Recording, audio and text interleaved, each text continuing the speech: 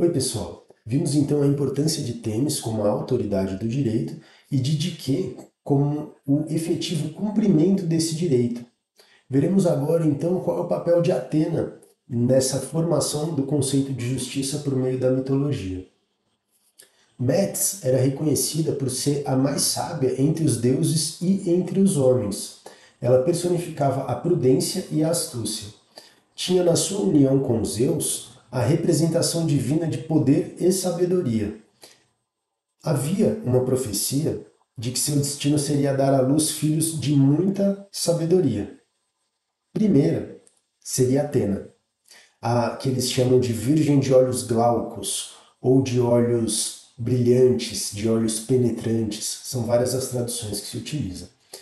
E ela se assemelhava ao pai, se assemelharia a partir do nascimento ao pai, em força e também em prudência.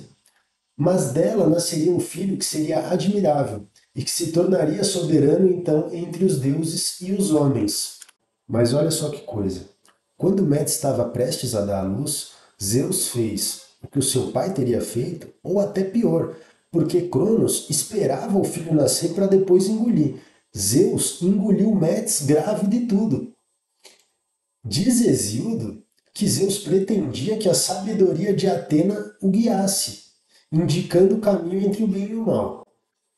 Gente, Zeus estava com medo de perder o trono.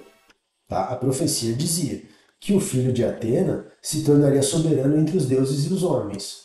Esse é o cargo de Zeus. Tá?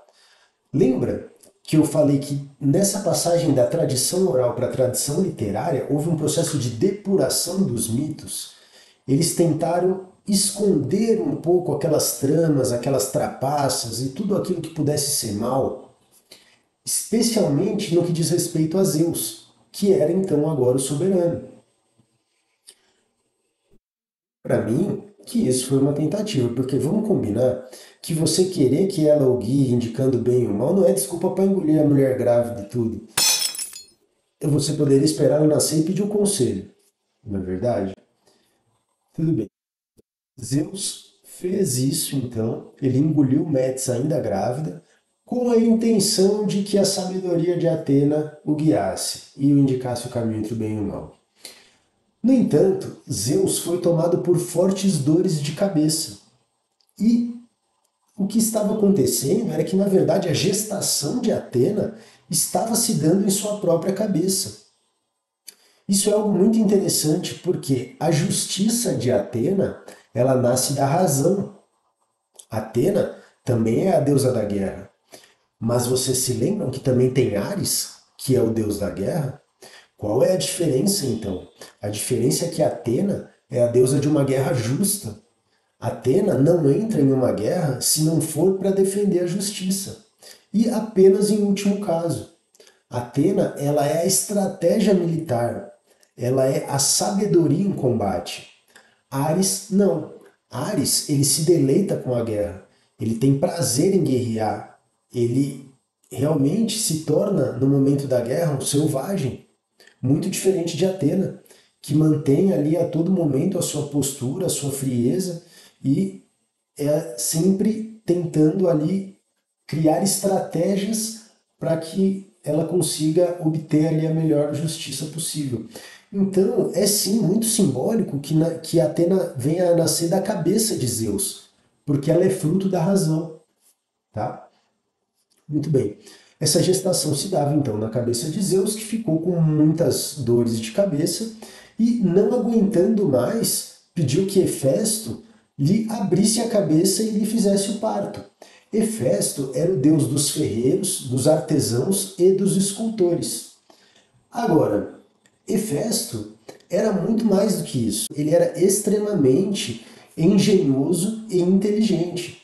Hefesto, ele poderia muito bem, hoje, não ser apenas o deus dos ferreiros, mas poderia ser o deus da robótica, poderia ser o deus da inteligência artificial. Por que eu estou dizendo isso? Porque Hefesto, em seu palácio, ele tinha autômatos que ele havia criado, espécies de robôs. Hefesto, sendo um ferreiro, ele projetou ali esses robôs e ele lhes atribuiu ali uma inteligência artificial que era apenas o suficiente para que eles lhe servissem.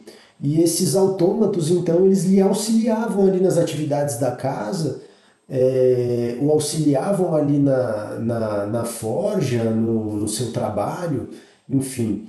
E é a primeira história que a gente tem aqui de robôs autômatos foram produzidos por Hefesto, né? Se eu não me engano, eram de ouro, inclusive. Mas, enfim, Hefesto não é muito falado, mas ele tem sim essa importância tecnológica, digamos assim, né? Tudo bem. Hefesto, então, deu uma machadada na cabeça de Zeus, fez o parto, e Zeus deu então a Atena à luz. Veio, disse Hesíodo, uma terrível e infatigável guerreira, apreciadora dos combates, guerras e batalhas, nascida da própria cabeça de Zeus, cujo parto foi realizado então pela machadada de Hefesto. Atena, ela não é apenas a deusa da justiça, ela não é apenas a deusa da guerra. Atena, ela veio ao mundo inteiramente armada e pronta para auxiliar Zeus. Ela seria também a protetora das cidades, a inventora dos instrumentos e dos métodos náuticos e agrícolas. Lembram-se que eu comentei que a gente passava por uma fase aqui de uma revolução agrícola? Então, Atena, ela é considerada a inventora dos instrumentos e métodos náuticos e agrícolas. Presidia também as artes, a literatura, a estratégia militar, a marcenaria, a tecelagem e o bordado. Então, Atena tem um domínio muito maior do que apenas a justiça, do que apenas a guerra. Mas ao lado de Atena, Zeus assegura então a integração dos indivíduos em sociedade, favorecendo as cidades com um duplo privilégio, o da concórdia interna e o da vitória externa. Ou seja, Atena, ela passa a atuar aqui não apenas como uma deusa da guerra, uma deusa da justiça, mas ela é uma verdadeira padroeira para a cidade. Ela faz com que o lugar prospere, contanto que ela seja devidamente respeitada. Tá bom? No próximo vídeo, então, a gente já vai começar a entrar no final do pensamento mítico, início do pensamento racional. Tá bom? Agradeço demais pela atenção e até o próximo vídeo.